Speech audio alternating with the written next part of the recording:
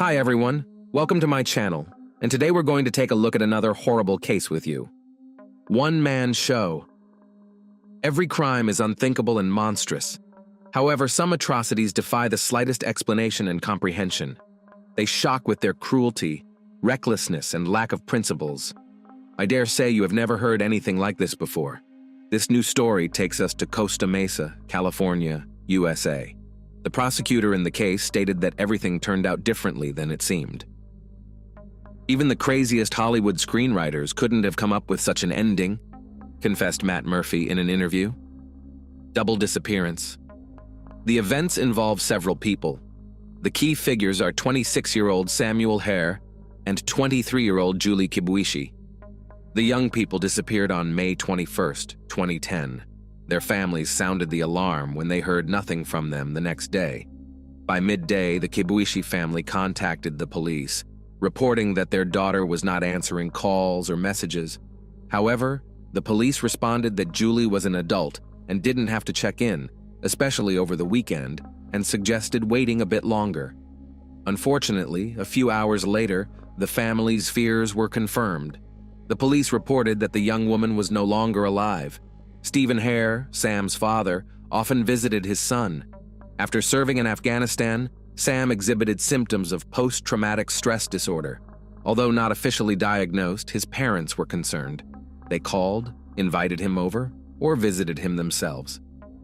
They hadn't heard from Sam for 2 days, and he even missed a planned dinner, which was unusual for the former military man known for his responsibility and discipline. His family had a bad feeling, so Mr. Hare decided to check on his son. The door to his apartment was open, heightening his concern. As he entered, it initially seemed the place was empty. But soon, Steve realized someone was in the bedroom. Approaching closer, he saw a young woman lying on the bed. Her pants were torn, and there was a message written in marker on her back. "All yours, damn it!" The stranger was motionless and appeared to be lifeless. The bedding was stained with blood, and bullet wounds marred the back of her head. Realizing something terrible had occurred, the man called emergency services. Paramedics confirmed severe head injuries and, consequently, the young woman's demise. Later, her identity was confirmed as Julie Kibuishi. Her purse and documents were on the kitchen table. While specialists examined the crime scene, Mr. Hare searched the apartment for his son, fearing he, too, might be in danger. Despite the apparent circumstances, he couldn't believe Sam was involved. His parental intuition told him Sam couldn't have done this. Most likely, his home was attacked, and he was taken. Original version. Unlike the father, the police held a different opinion. Law enforcement officers considered the young man a likely suspect. Being a former military member, he was well versed in handling firearms and might have had a gun in his possession. It was possible that an argument occurred between the young people, during which he lost control and deprived the girl of life. It's also well known that after military service, soldiers' mental health can be precarious. However, Sam's family stated that he had quickly adjusted to civilian life and did not exhibit aggression. Nonetheless, his relatives did not hide the fact that they supported him in every way possible after his return from service, even keeping spare keys and having access to his personal account just in case. Close friends. Samuel Hare was in the military and was known for his positive traits. Kind-hearted, a man of his word, and a loyal friend. In 2010, he returned home on a doctor's recommendation. Being frugal, he had saved about $60,000 during his service. He settled down and built a life. Sam dreamed of continuing his military career and earning an officer's rank, which led him to enroll in Orange Coast College with ease. There, the new student made friends. An aspiring designer. The young people studied anthropology together, quickly becoming friends and spending time together. Despite Julie being an only child, she was not spoiled. Her family described her as a cheerful and responsive girl, interested in dance and student theater. It was well known that there was no romantic relations. The combat veteran had been in a long-term relationship with a girl named Katarina. Living in Germany, the couple visited each other frequently. They took turns staying at each other's homes. Katarina was set to graduate the following year, after which they planned to move in together and marry. Julie was also in a relationship. Her significant other lived in Japan, and they regularly communicated via the internet. The main characters of this story were like brother and sister, supporting and helping each other. All the more shocking, especially since Julie's body was found under unmistakable circumstances. It gave the impression she had been taken advantage of, tarnishing Sam's previously impeccable reputation with suspicion. Moreover, something unexpected soon came to light. In his teenage years, Sam was suspected in a crime. According to police records, a young man had been brutally beaten by a group and later succumbed to his injuries. Members of a rival gang were suspected in the attack, and Sam was believed to have been among them. However, all charges were dropped, yet Sam spent an entire year under investigation. This fact solidified police suspicions of his propensity for violence and dubious connections to the criminal world. Investigation. While some police officers were focused on searching for the young man, others were piecing together the sequence of events. Officers were aided by Julie's mobile phone, found in her purse. By examining the device, they discovered that the young people had been in communication throughout the day. At 2:45 p.m., Sam mentioned he had gone to a friend's place to help with something, without going into details. He also shared with his friend that he planned a weekend trip out of town. However, around 11 p.m., he sent another text. Sam wanted to meet up and seemed upset. He asked Julie to come over around midnight to talk. That evening, Julie was meeting with her cousin and his fiancé. They had dinner at a restaurant and discussed the upcoming wedding, where Julie was to be a bridesmaid. After receiving Sam's message, she hurried over. Upon arriving, Julie sent her last text message, informing her brother she had arrived and mentioned hearing sobbing behind the door. Unaware of the danger, she walked into a deadly trap. Detectives believed Sam returned home under the influence, perhaps troubled by something and wanting to vent. Since Katarina wasn't around, he reached out to his college friend. During the conversation, something went wrong, causing him to become angry and attack the young woman. However, one thing remained unclear. If he sought intimacy, why end her life? There was nothing indicating that Julie resisted. Her body bore no defensive marks, and the house was in order, with everything in its place. The strange message left on Julie's back hinted at a crime motivated by jealousy, possibly stemming from a love triangle. But if that were the case, who was the message meant for? To substantiate this theory, physical evidence was needed: the weapon, fingerprints, or DNA traces. But most importantly, investigators needed to find Sam and talk to him. Unexpected twist. A week later, Sam Hare was found on May 29, 2010. Unfortunately, speaking with him was not possible. He was no longer alive and had been dismembered. His head and some body parts were discovered in El Dorado Park, while his torso was found at Liberty Theater on the Joint Forces training base in Los Alamitos. After the terrible news was shared with his family, his parents were outraged, blaming the police and media for their bias. Stephen insisted he knew his son was innocent, but others realized this too late. In that time, a shadow of doubt was cast over the honorable serviceman's name. Though it was eventually cleared, it came at a great cost. The guy in the baseball cap. A few days before the grim discovery, during the investigation, detectives tracked activity on Sam's bank accounts. If he was on the run, he would need cash. The detective's intuition was correct. The day after the crime, large sums were withdrawn from the suspect's card. However, surveillance cameras at the ATMs captured someone else. The individual turned out to be 16-year-old Wesley Freilich. The trail of the boy in the baseball cap was quickly picked up.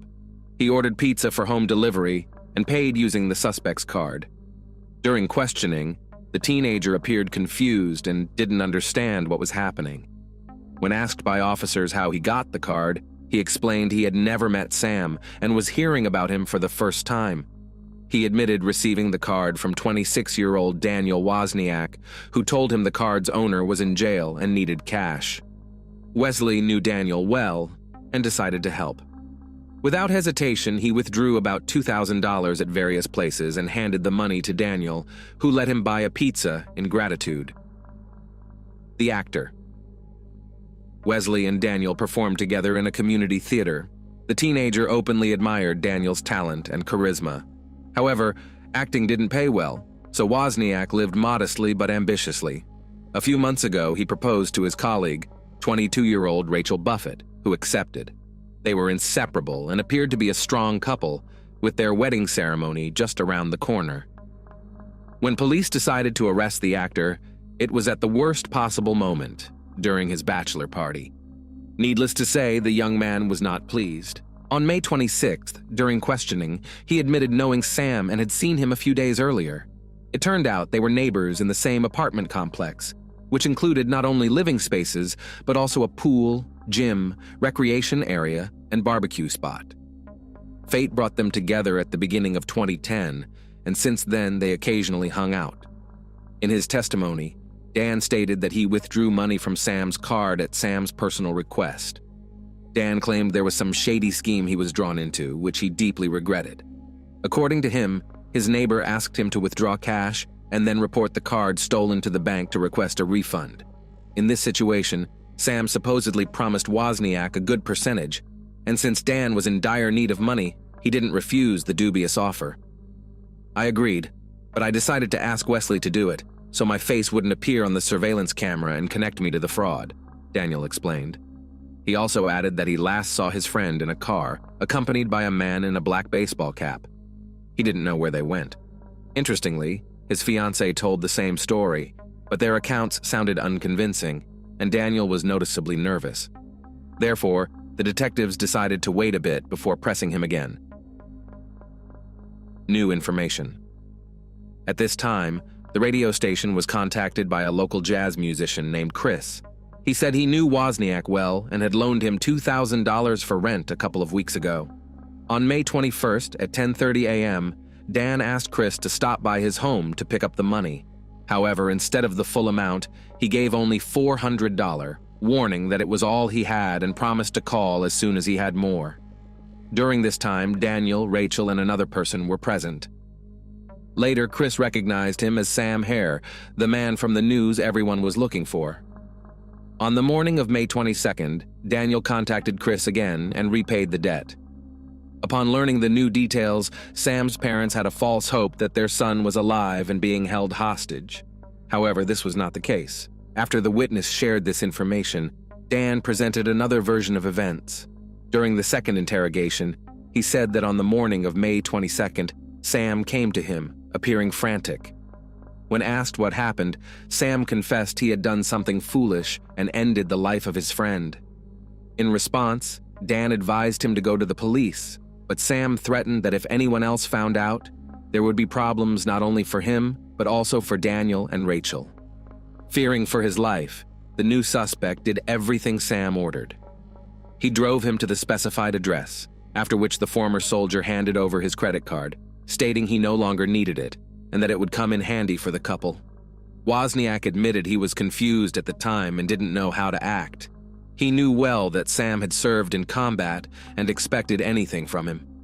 When asked by the investigator why he changed his testimony, the actor explained that he was afraid, supposedly fearing he might be held accountable as an accomplice.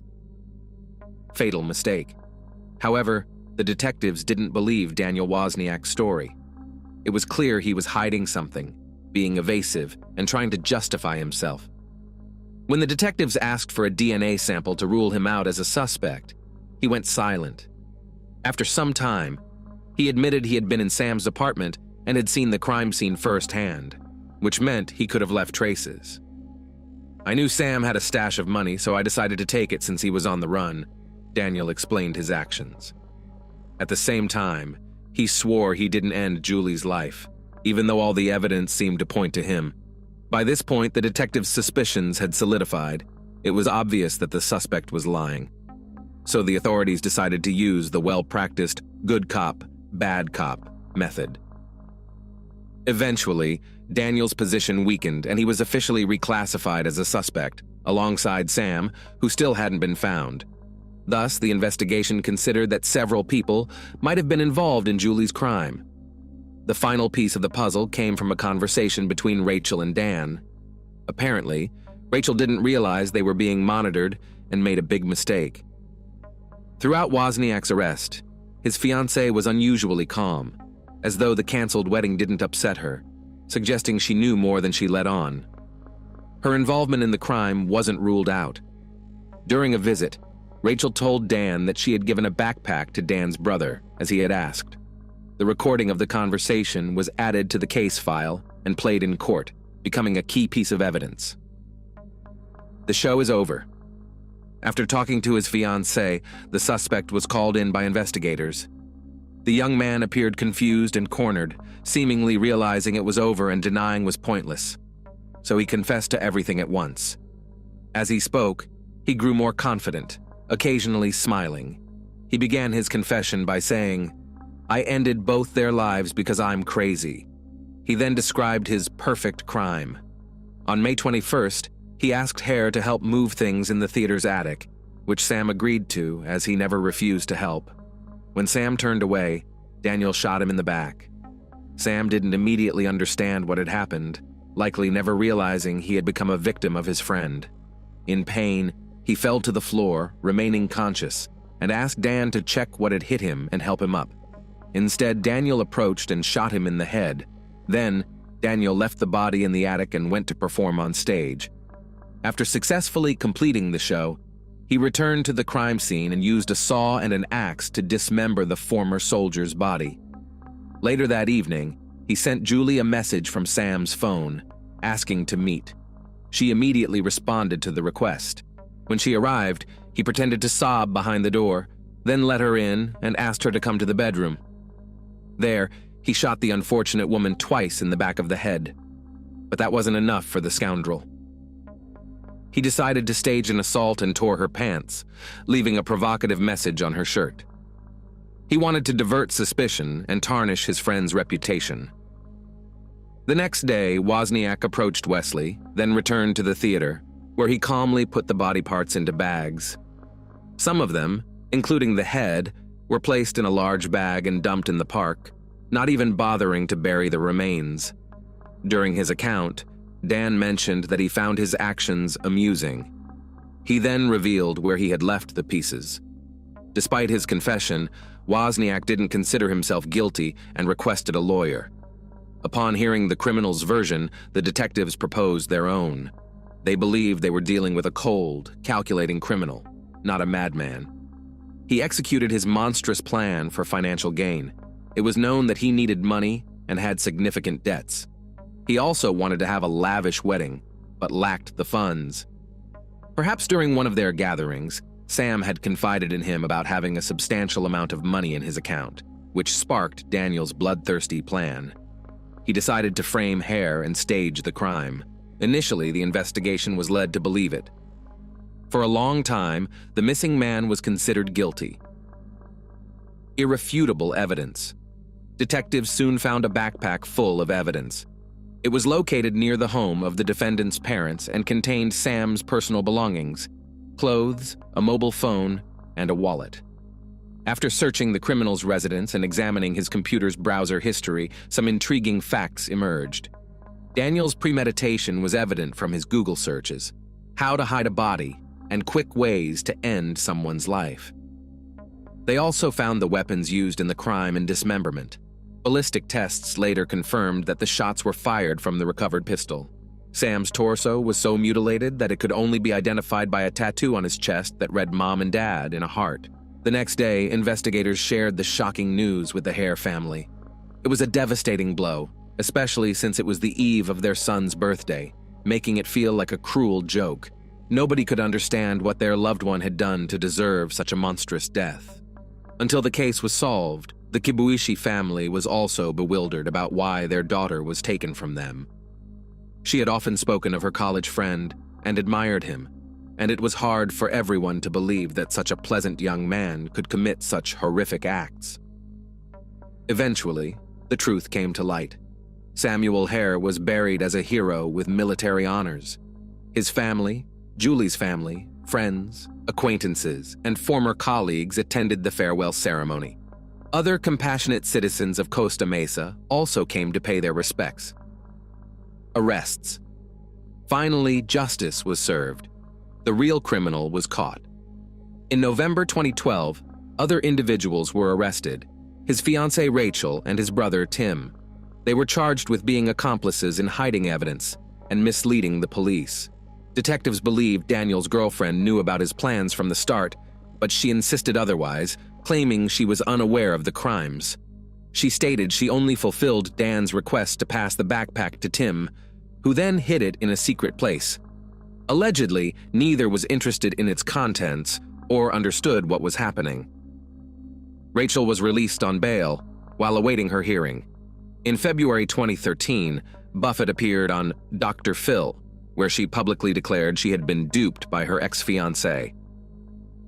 Verdict. In December 2015, nearly 5.5 years later, Daniel Wozniak went to trial.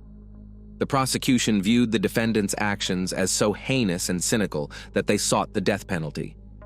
The prosecutor argued that greed was the motive behind Sam's death, while Julie's life was ended without reason, only to frame hair. It was determined that the accused needed money to pay for a wedding and a luxurious honeymoon. He knew Rachel wanted a grand celebration and was willing to go to great lengths to fulfill her dream, even if it meant taking lives. No one could have imagined him capable of such things. He was considered a likable person, a talented actor, and a true life of the party. However, investigators revealed his darker side. It's worth noting Wozniak's defense. He secured one of the best attorneys. The lengthy pre-trial period was due to numerous motions and complaints against the detectives who conducted the investigation. The defense claimed they violated his rights by eavesdropping on his conversations and coercing him into confessing. Simultaneously, they insisted he was mentally unstable. Despite numerous examinations, experts found no significant psychological disorders. During the investigation, Daniel seemed to revel in his notoriety. He also appeared on a talk show where he discussed the challenges he faced throughout the ordeal. His face often broke into a smile that became his trademark over time. Over 20 witnesses were called by the prosecution during the trial, including Wesley Freilich, who testified against him. Initially, the young man was arrested, but was later released when detectives concluded he didn't know what had happened and was simply fulfilling his acquaintance's request. Daniel's brother Tim also spoke against him, explaining he had no idea about the violent events and was inadvertently caught up in the intrigue. The defense didn't present anyone to vouch for the actor. Even his family didn't attend the trial. It was evident that the accused did not see himself as guilty and showed no remorse. Daniel's attorney attempted to cast Rachel in a negative light, shifting the blame onto her, claiming she was materialistic and manipulative. He likely wanted more than one defendant to look bad. The jury took an hour to reach a verdict.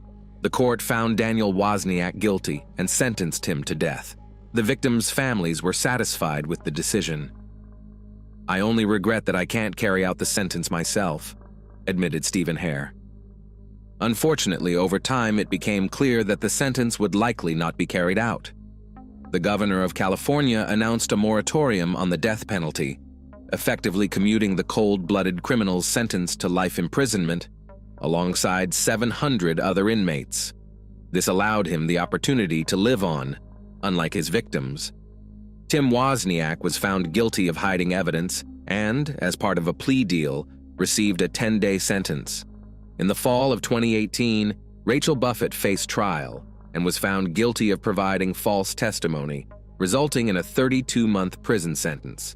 As of now, the actress is free, and the wedding between the couple never took place. The history of crime worldwide includes numerous cases where money was the motive. However, this criminal story is shocking in its vileness and hopelessness. For his base desires, Wozniak deprived two wonderful people of their lives. Like a skilled puppeteer, he controlled their fates, and perhaps such people have a special place reserved in hell, or at least that's what the victims' families believe.